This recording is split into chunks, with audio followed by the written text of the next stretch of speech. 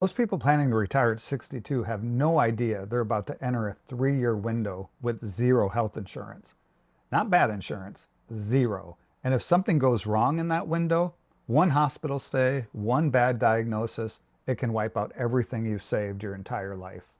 I spent 20 years as a hospital CEO, and I'll tell you something else. I made this exact mistake myself. Today I'm going to show you 6 ways to plug that gap, rank from completely free all the way up to over $2,000 a month. And I'm starting with option 1 because I personally got that wrong and it cost me almost $20,000. Let's get into it. I served in the military for 6 years, but I always thought that VA healthcare was only for either wartime veterans or disabled veterans, and I was completely wrong. At the time, I was paying $1,200 a month for insurance.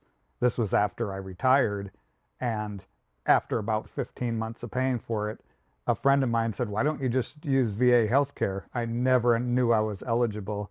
And the sad part is I was a hospital CEO for 20 years, and I totally understood billing, and I made this massive mistake.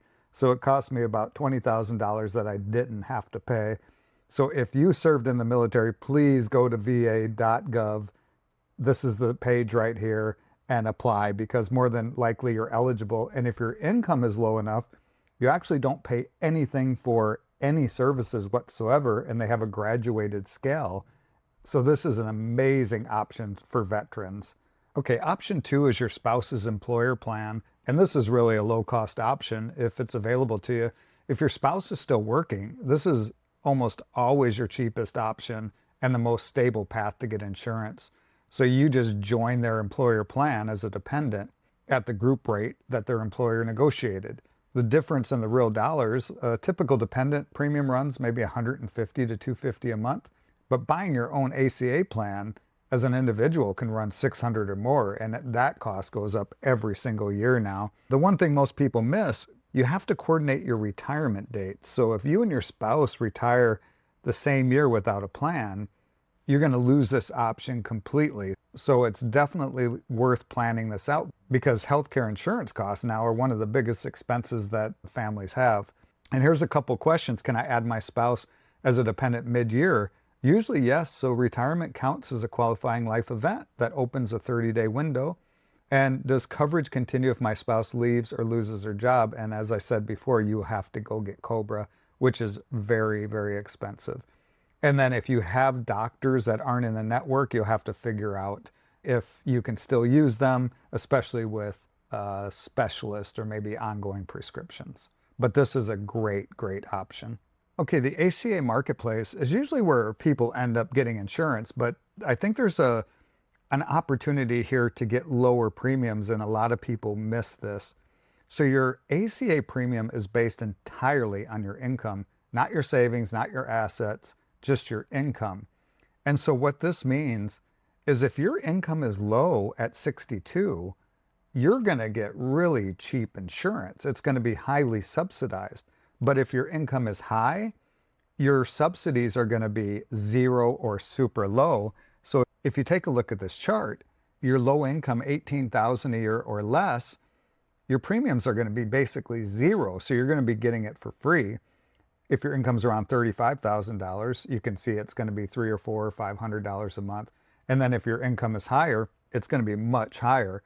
So what counts as income? So this is what you need to plan out if you haven't. So Social Security, pension, 401k, rental income, part-time work wages count as income. What doesn't count? So whatever you have in your savings doesn't count. Your Roth IRA withdrawals, your home equity or net worth, inheritance usually, and then life insurance payouts. So if you plan this accordingly, you can get ACA Marketplace insurance really cheap, but you have to plan it out so your income is lower. The best way to do it is just go to healthcare.gov, see your plans and prices, kind of figure out your estimated income that you'll have between age 62 to 65, and then plan accordingly. If that ACA number surprised you, that's exactly why this channel exists. Most people planning retirement have never seen that income versus asset distinction laid out clearly. That's what I do here on the channel. And if you're interested in this type of information, Medicare, Social Security, scams, AI, everything that affects our age group, hit subscribe so you don't miss anything else. So let's keep going, because option 4 is one that a lot of people miss. Okay, option 4 is to get a part-time job. And as you can see from this chart, here's a few employers that actually offer health insurance for part-time work. So Starbucks, UPS, Costco, some other places. So that's something you can check out too, because working part-time, maybe 20 hours a week, and saving the cost of health insurance for 3 years is definitely worth it if that's something that you want to do. So for example, Starbucks, 20 hours a week, you get a monthly paycheck of $700. Your health premium is $0 to $50. So what to look for when you're evaluating a job, make sure you look at the waiting period, because some require that you wait 60 to 90 days. You want to plan your retirement accordingly. Minimum hours that you have to work. The plan quality, some are better than others, so you want to make sure it actually covers you. And then flexibility with scheduling and your lifestyle and all that. But this is definitely an option. And I know a lot of people do this, but it allows you to get health insurance at a really good rate and make a little bit of extra income.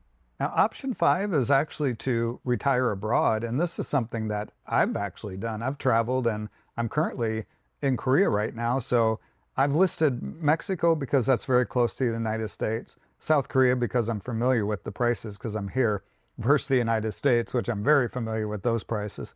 So the cost is dramatically different. And you may be thinking, well, how's the quality? But I'm going to show you that in a second. So the primary care doctor visit, for example, in Mexico, it's $25 to $75. I know in Mexico, you can go to a pharmacist and see a doctor for like $3. South Korea, very cheap, like $20, $30, $40.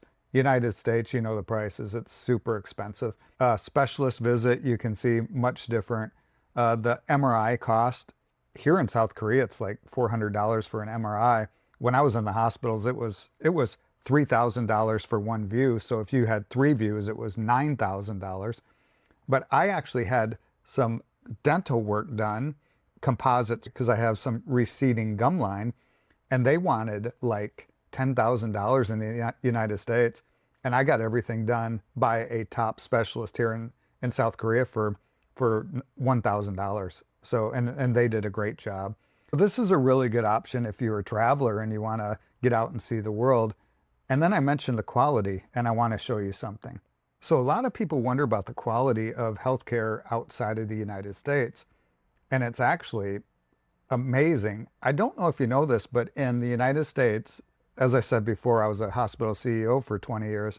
The quality versus cost of healthcare in the United States, we're ranked 38th in the world. So the quality and cost isn't that great in the United States. And so a lot of United States companies have gone overseas and built hospitals. So if you look at this chart right here, number 1 is Thailand. Thailand has amazing, amazing hospitals. And you can get a heart bypass for like $15,000 versus $100,000. Singapore is known for hip replacements. And all these countries have specialty hospitals.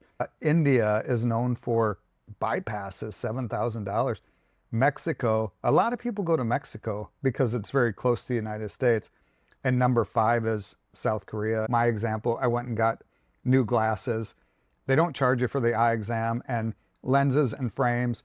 My total cost was $50, and they were ready in 10 minutes. This is a real option for a lot of people, and you can live in some great places, and healthcare is pretty much taken care of. I saved the most expensive option for last, and you should probably try to avoid this at all costs because it is so expensive. So when you leave your job, COBRA lets you keep your old employer's health plan for up to 18 months, but you're going to pay the full rate. It's expensive. So for a single person, $600 to $900. For a couple, almost $2,000. For a family, even more. So you really want to avoid this if there's any other options. The only situations where COBRA does make sense is if you're like in active treatment. Say you're in treatment for cancer, surgery recovery, or something else that's serious, changing plans. You don't want to risk losing that. Or if you have a critical specialist that you go to you want to hang on to that, but try to do it only as a short bridge because it is so expensive.